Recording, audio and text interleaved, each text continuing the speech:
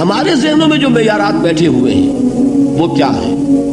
کامیابی پیسے سے ہے، کامیابی جائیداد سے ہے، کامیابی کاروبار سے ہے، کامیابی شہرت سے ہے، کامیابی اقتدار سے ہے۔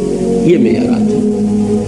جو جتنا دولت مند اتنا کامیاب، جو جتنا مشہور اتنا کامیاب، جو جتنا پاپولر اتنا کامیاب، جو حکومت پر پہنچ گیا کامیاب، جس نے بڑا کاروبار جما لیا کامیاب، جس نے بہت جائیداد بنا لی کامیاب۔ یہی ہے اصل میں ساری بس کی گانٹھ۔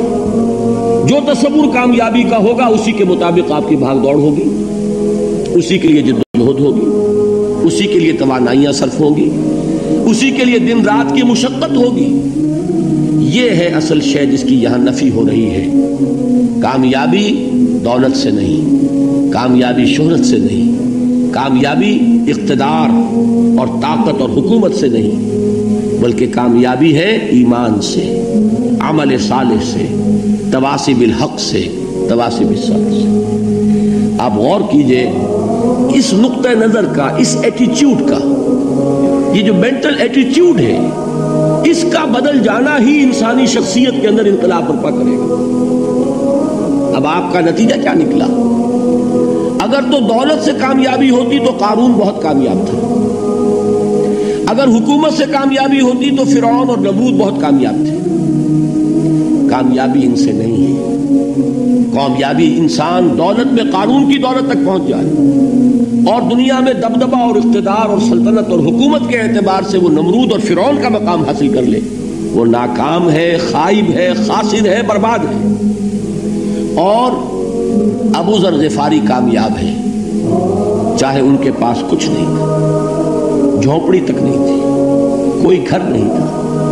حضور نے فرمایا ہے اللہ کے کچھ بندے ایسے ہوتے ہیں جو کسی محفل میں جانا چاہیں تو انہیں اجازت نہ ملے، جو کہیں اگر رشتہ کرنا چاہیں کوئی ان سے رشتہ کرنے کو تیار نہ، کہیں کوئی سفارش کرنا چاہیں تو ان کی کوئی بات ہی نہ سنے۔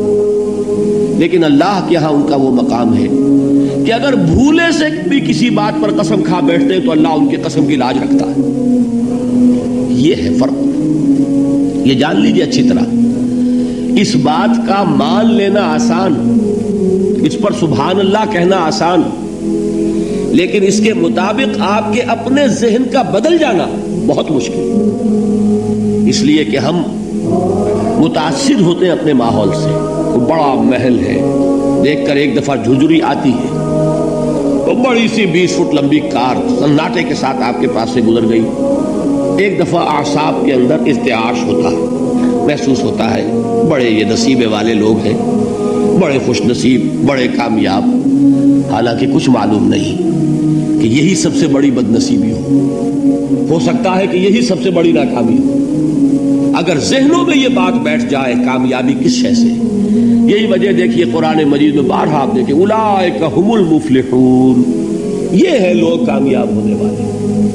آج یہ آپ نے نماز میں وہ آیات سنی، یا ایھا الذین آمنوا ارکعوا واسجدوا واعبدوا ربکم وافعلوا الخیر لعلکم تفلحون۔ اے ایمان والو، رکوع کرو، سجدہ کرو، اپنے رب کی پرستش اور بندگی کرو اور اچھے کام کرو تاکہ تم کامیاب ہو جاؤ۔ تو کامیابی کن چیزوں سے ہے؟ یہ ہے سب سے بڑا سبق۔ یہ ہمارے دل میں اگر بات بیٹھ جائے، ٹھک جائے، تو زندگی بدل جائے گی، صبح و شام بدل جائیں گے، نقشے بدل جائیں گے، بھاگ دوڑ کا رنگ بدل جائے گا، ویلیو سٹرکچر بدل جائے گا۔ آج وہ ایک چیز نہایت اہم نظر آ رہی ہے، کل نہایت غیر اہم نظر آئے گی۔ جیسے کہ حضور کی حدیث ہے مالی ولی دنیا، مجھے تمہاری اس دنیا سے کیا سروکار ہے، انما مثلی کراکب استظل تحت شجرۃ ثم راح فترکها، میری مثال تو اس سوار کی سی ہے جو تھوڑی دیر کے لیے ایک درخت کے سائے میں ٹھہرتا ہے سستانے کے لیے، پھر وہ اپنا راستہ لیتا ہے، اسے اس درخت سے مستقل تعلق اس کا نہیں ہے، وہ اس کا گھر نہیں، وہ اس کی منزل نہیں۔ اسی طرح یہ دنیا میرا گھر نہیں ہے۔ اب دیکھیے ہم کہتے ہیں انا للہ و انا الیہ راجعون، ہم تو مسافر ہیں، ہم اللہ کے پاس سے آئے، اللہ کی طرف ہمیں لوٹ جانا ہے۔ کن فی الدنیا کانک غریب و عابر سبیل، حضور فرماتے ہیں دنیا میں ایسے رہو جیسے کہ تم اجنبی ہو یا راہ چلتے مسافر ہو. لیکن یہ طرز عمل کب ہوگا؟ جبکہ یہ آیت ہمارے ذہنوں کے اندر بیٹھ گئی ہو.